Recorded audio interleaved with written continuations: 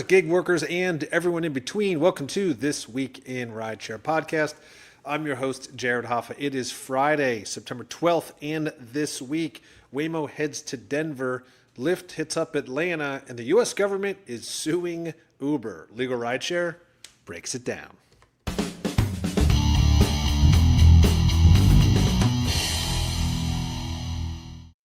And from Legal Rideshare, I'm joined by the co-founder and lead attorney, Bryant Greening. Bryant, happy Friday. Happy Friday, Jared. Great to be back for yet another episode. Yet another, and it feels like summer in Chicago. I'm lapping this up for right now. It's been cool, but now it's like a hot day today. It's pretty wild.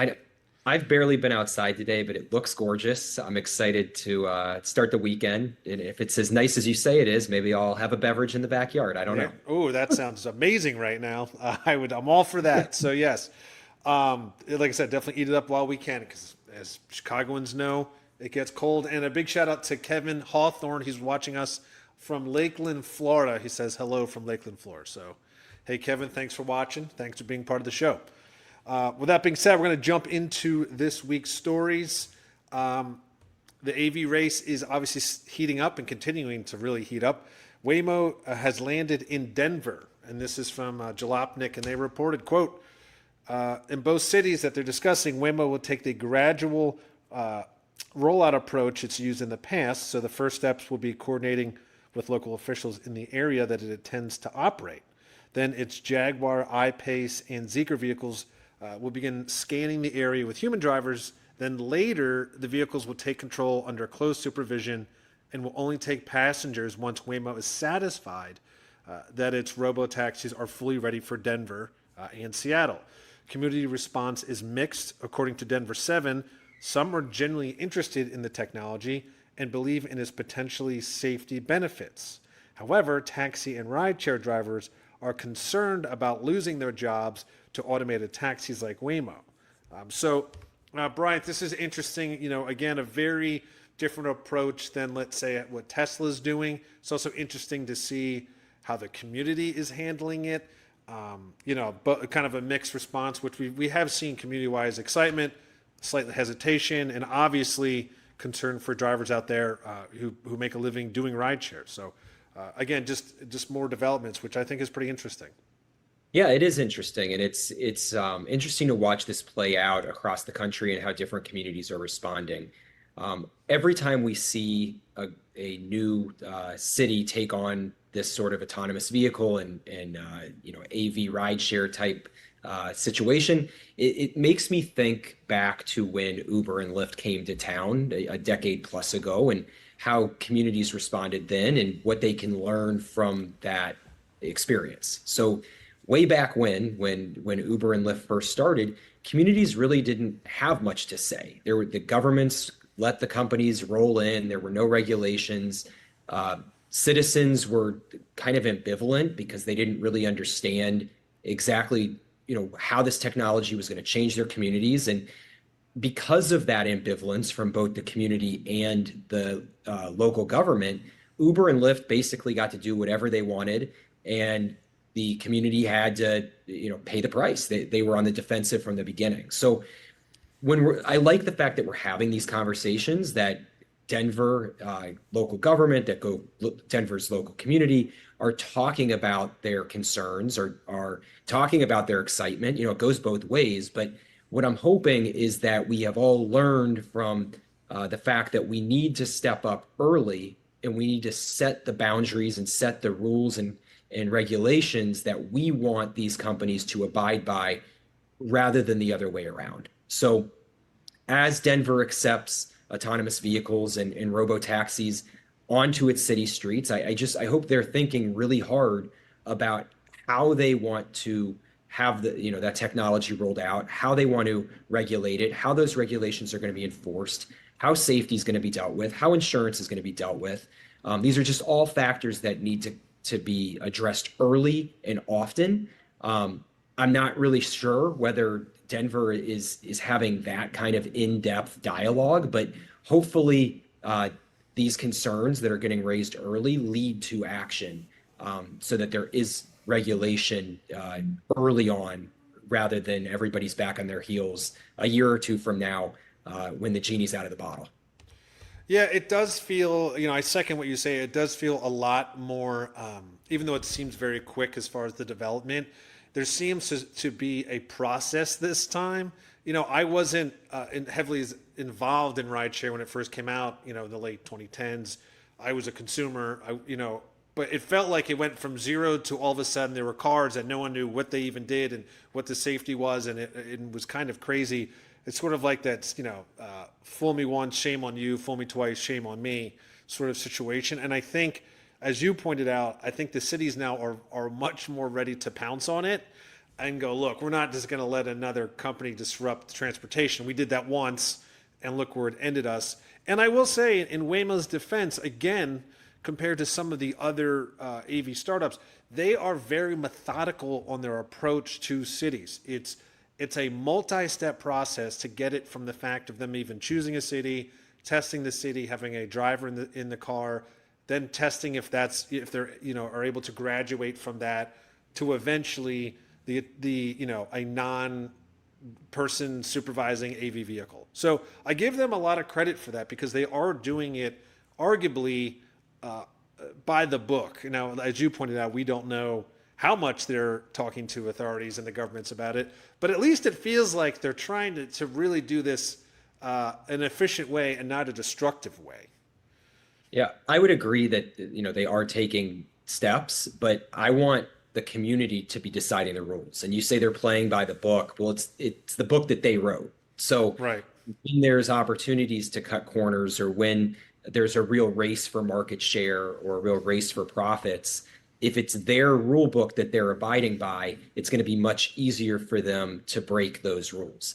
I would like the cities to have established the rules, or even the state governments to establish those rules, so that when companies try to break them, there's actually teeth in the enforcement, and there's repercussions for a lack of following them. So adherence matters, and we don't want the billion-dollar companies who stand to profit a lot or lose a lot to be deciding which rules apply, when they apply, and whether they're going to be enforced.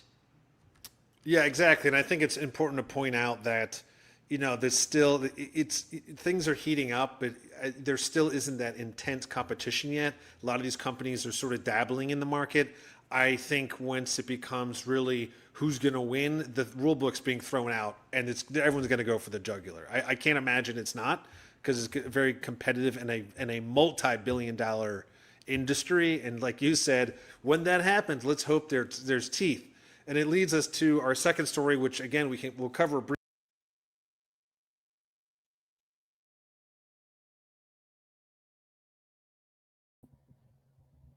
Oops, sorry about that, guys. Here we are.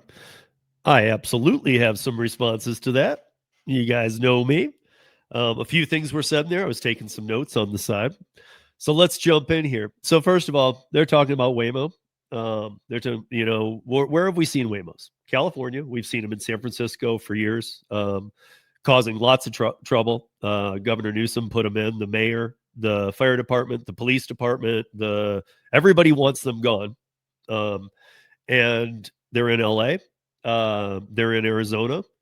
They're now in Atlanta. They're in Dallas. They're in Austin, and they're gonna launch a few in Philly, a few in Seattle, and a few in Denver. Here, Denver's gonna be a good testing market, but a lot of you get to see because it's not as weather prone as people think. We're more of a desert. It's the mountains just to the side of us, but we do get enough of freezing where the lidar will die.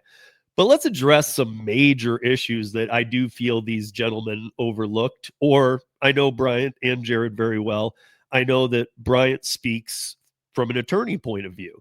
So let's speak from a driver point of view. Um, First of all, in California and Arizona, I'm not sure about the newer states, but I think it's the same thing. But in California and Arizona, Waymos cannot be ticketed. There was a 20-month period between 2022 and 2024 where 202 accidents happened that involved Waymo. Out of those 202, 73 were the fault of Waymo. How many tickets were written to Waymo? 0. How many of those 73 incidents where they were at fault did the police officer write in their report that the Waymo was at fault? 73, 100%.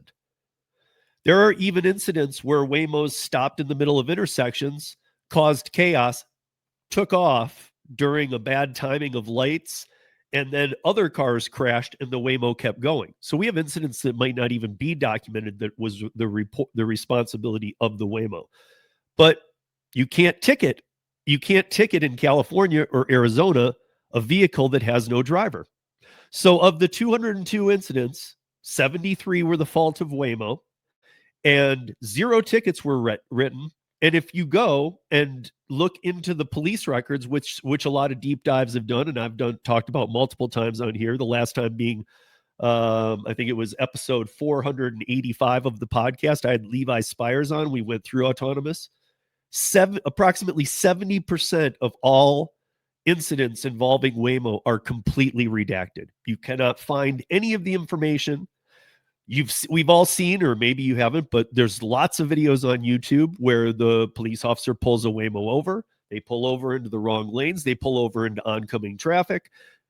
They're not ready. They're not road ready. They're not road ready at all. And they're I don't want to say they're very dangerous, but they're not. Look, when you are reporting to remember that Waymo is owned by Google. Google is a multi-trillion-dollar company. I mean, it outperformed in terms of money. It outperforms Uber by 100 times. So it's Google Alphabet. So they have unlimited resource to throw at this. But the fact that the statistics that we get from cities like this show, look at our Waymos operate perfectly. There's no accidents that are our fault. There were 73 in those 2 years, and yet you reported it as 0 to your investors. Complete lies, deceit, everything we're used to in the gig economy. Insurance is a huge problem because these are self-insured. Insurance companies can't handle Waymos because I've had State Farm and other insurance agents on the podcast, and I've spoke with them off air too. And they've always said it's an all or nothing game. Again, I would refer you to the episode I did with Levi Spires on autonomous because we really went through the guts of it. And what I've always found, and I can speak for Colorado because I live here, our government is very upside down and corrupt. I mean, extremely. All the wrong people are in place. It doesn't matter if you're left, right, center, wherever you are. The people running the state of Colorado are upside down in their thinking. See it all the time. It's just crazy what we do. I know a lot of cities can feel my pain on this one.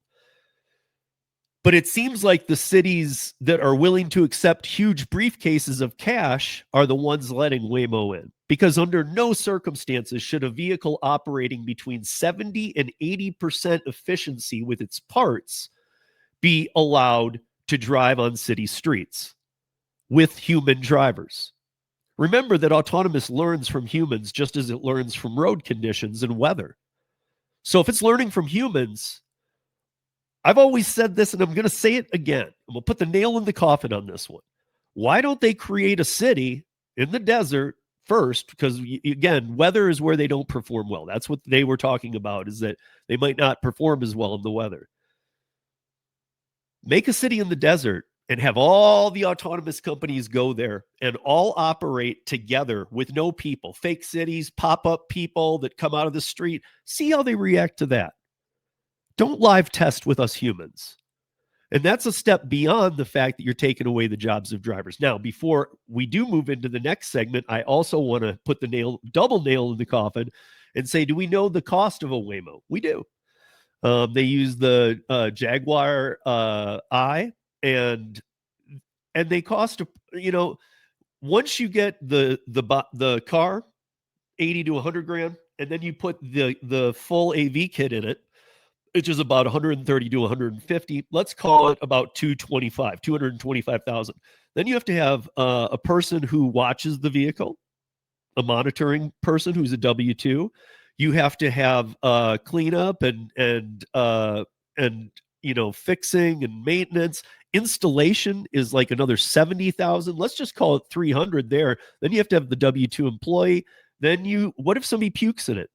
What if the next passenger leaves a needle in it and then a baby and a mom get in?